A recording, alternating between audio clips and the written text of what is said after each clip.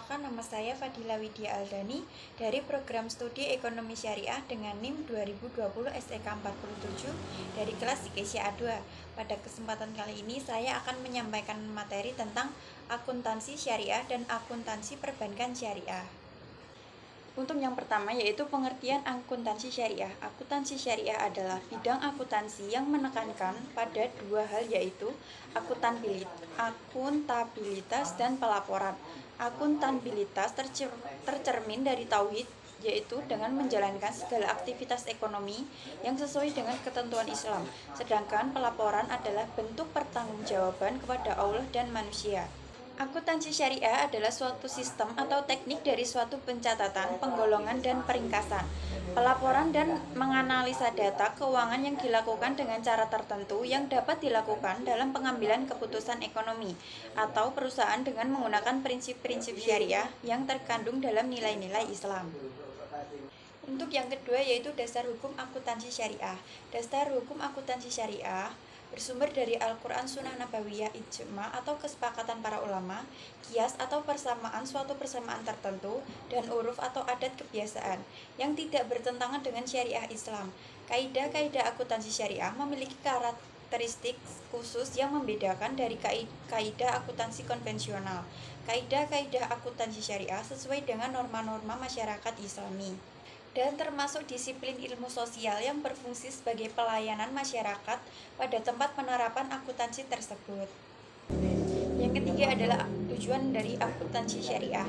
Adapun tujuan akuntansi keuangan syariah adalah sebagai berikut. Yang pertama, untuk menentukan hak dan kewajiban dari pihak yang terlibat dengan keuangan syariah tersebut, termasuk hak dan kewajiban dari transaksi yang belum selesai terkait dengan penerapan, kewajaran, dan ketaatan atas prinsip dan etika syariat Islam. Yang kedua, untuk menjaga aset dan hak-hak lembaga keuangan syariah. Yang ketiga, untuk meningkatkan kemampuan manajerial dan produktivitas dari lembaga keuangan syariah. Dan yang keempat adalah untuk menyiapkan informasi laporan keuangan yang berguna kepada pengguna laporan keuangan, sehingga mereka dapat membuat keputusan yang tepat dalam berhubungan dengan lembaga keuangan. Dan yang keempat adalah prinsip-prinsip akuntansi syariah. Prinsip-prinsip akuntansi syariah diantaranya adalah sebagai berikut. Yang pertama, prinsip pertanggungjawaban. Karena dasar yang digunakan dalam akuntansi syariah ialah Al-Quran, maka prinsip pertanggungjawaban merupakan salah satu bentuk implementasi hal tersebut, di mana setiap hal yang dilakukan oleh manusia harus dipertanggungjawabkan. Yang kedua, prinsip keadilan. Prinsip keadilan dalam akuntansi ini memiliki dua pengertian. Yang pertama ialah keadilan yang berkaitan dengan praktik moral, yaitu kejujuran yang merupakan faktor yang sangat dominan. Dan yang ketiga adalah prinsip kebenaran.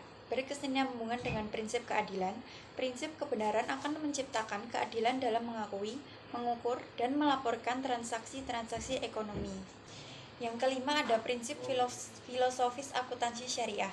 Berikut ini adalah penjelasan mengenai prinsip filosofis tersebut. Yang pertama, prinsip filosofis humanis. Humanis berarti bahwa akuntansi syariah memiliki prinsip yang manusiawi atau dapat dipahami dan dipelajari oleh manusia. Hal ini memiliki arti bahwa akuntansi syariah bukanlah hal yang asing yang kemungkinan menjadi aneh di masyarakat. Manusia yang notabene selalu berinteraksi dengan orang lain dan menjalani kehidupan yang dinamis. Yang kedua adalah prinsip filosofis emansipatoris. Emansipatoris berarti bahwa akuntansi syariah memiliki prinsip untuk membebaskan manusia daripada belenggu ideologi semu.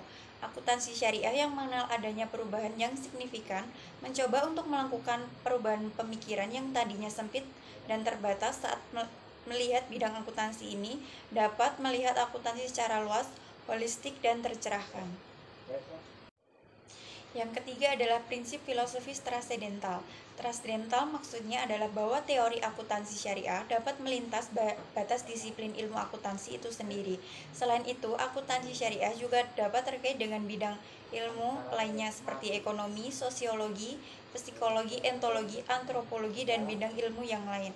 Kemudian, selain itu, akuntansi syariah juga mencakup pada objek yang non-materi, juga melingkupi mental dan spiritual.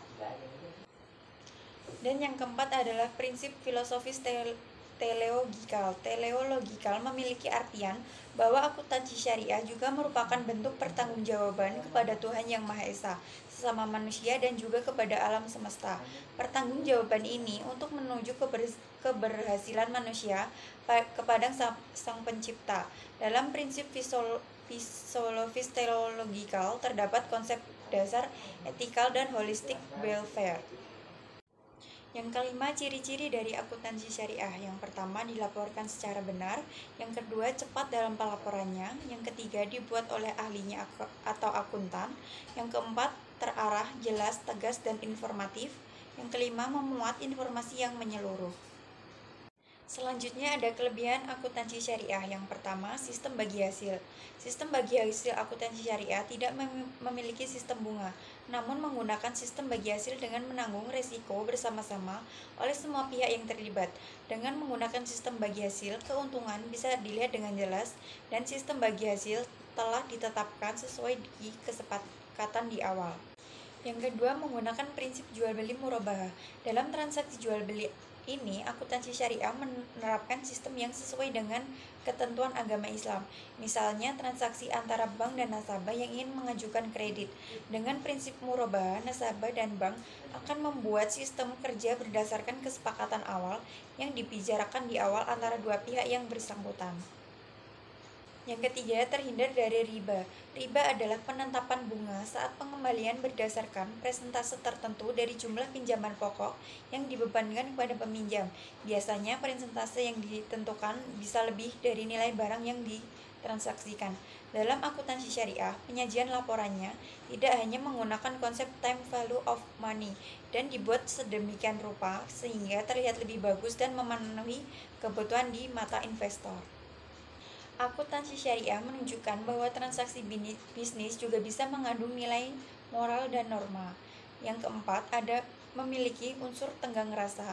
Akuntansi syariah tidak hanya fokus pada pelaksanaan akuntansi, tapi juga terdapat unsur zakat yang menjadi salah satu kelebihannya.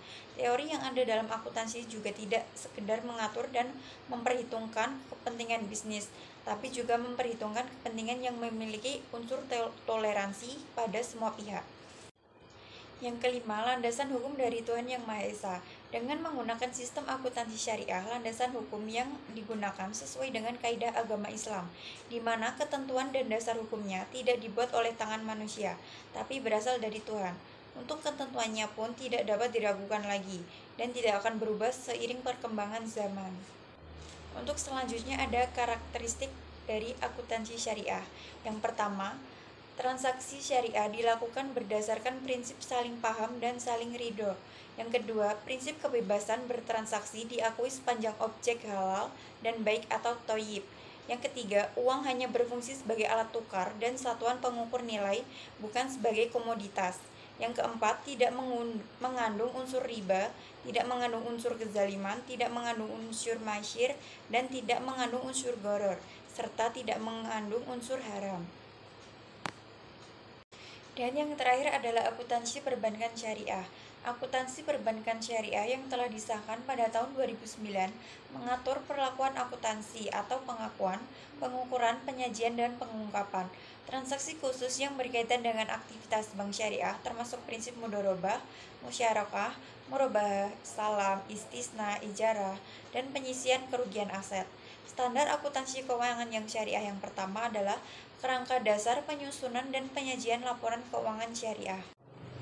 Yang kedua, PSAK nomor 59 tentang akuntansi perbankan syariah. Yang ketiga, PSAK nomor 101 tentang penyajian laporan keuangan syariah atau revisi 2016. Dan yang terakhir adalah PSAK nomor 102 akuntansi murabahah atau amandemen 2016. Sekian materi yang dapat saya sampaikan. Apabila saya ada salah kata, saya mohon maaf. Wassalamualaikum warahmatullahi wabarakatuh.